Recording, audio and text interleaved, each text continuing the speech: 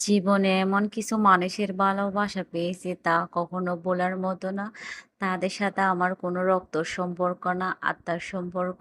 তবুও তারা আমাকে ছোট মনের মতো এত ভালোবাসা দিয়েছে, আমার সব বিপদ আপদে পাশে থেকেছে। আসলে আমি তাদের ঋণ কখনোই শোধ করতে পারবো না।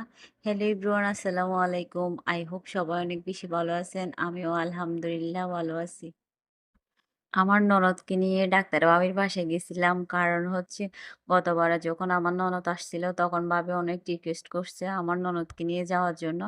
আসলে তখন টাইম ছিল না দেখে যেতে পারি নাই, তাই এইবার গেছি। আসার সাথে সাথে হচ্ছে আহানাপ লেগে গেছে তার বান্ধবীর সাথে ড্রয়িং করতে। কারণ তারা ২ জনই সেম এজের তাই। আর আমিও এখানে বাচ্চাদের সাথে, সাথে একটু কার্টুন দেখতেছিলাম। মাঝে মধ্যে আমারও কার্টুন দেখতে ভালো লাগে। আর এখানে হচ্ছে আমার ছোট বেবি ঘুমাচ্ছে, ওকে একটু দেখতেছিলাম। আর ভাবি আমাদেরকে নাস্তা দিছে। নাস্তা করার পরও হচ্ছে আমি চা বানাচ্ছি। ভাবির বাসায় গেলে ভাবি আমাকে সবসময় চা বানাতে দেয়। প্রায় সময় আমি চা বানাই ভাবির বাসায়, কারণ ভাবি বলে নিজের মতো করে খেয়ে নাও। তুমি যেভাবে খাবে সেভাবে খাও।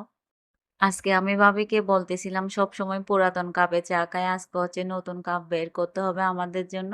বলতেছে যাও বের করে খাও তুমি। আমি হচ্ছে নিজ দায়িত্বে শোকেস থেকে কাপ বের করে চা বানিয়ে নিজেরা খেয়ে নিছি। আর চা বানানোর পর হচ্ছে ভাবি ছোট করে একটা ছাদ করছে, এটা দেখতে গেছিলাম। আর ওখানে আমাদের আগের বিল্ডিংটাও দেখতেছিলাম, কারণ হচ্ছে আগের বাড়িওয়ালা ভাবিকে অনেক মিস করি। কারণ ওখানে আমাদের অনেক ভালো লাগতো ওই বাসায়। আর সাবমেরিন কেবলও দেখতেছি। রাতে ছাদ থেকে সাবমেরিন কেবলের এরিয়াটা দেখতে খুব ভালো লাগতেছিল। আর এখানে অনেক কিছু রোপণ করছে ভাইয়া, আসলে রাতে সবকিছু দেখা যাচ্ছে না, লাইট দিই নাই তাই। এখনো বাসার অনেক কাজ বাকি আছে, সবকিছু রেডি হয় নাই। তাড়াহুড়া করে ফ্লাইটে উঠে গেছিল ভাবিরা, তাই এখানে আমি একটু একটু ভিডিও রেকর্ড করে নিছি। আমি হচ্ছে আগে বুড়ি খেতাম না, একদমই ভাবিদের সাথে মিশে আমি বুড়ি খাওয়া শিখে গেছি। ভাবি বলতেছে যাও তুমি গরম দিয়ে খেয়ে নাও, তোমার খেতে ইচ্ছে করলে।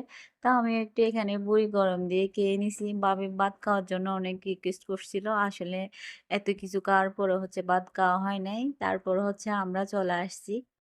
এসে দরজার সামনে অনেকক্ষণ দাঁড়ায় থাকতে থাকতে আহানাফের বাবা মনে হয় ওয়াশরুমে গেছিল, তাই দরজা খুলতে লেট হচ্ছে। সবাই ভালো থাকবেন, সুস্থ থাকবেন। Thanks for watching.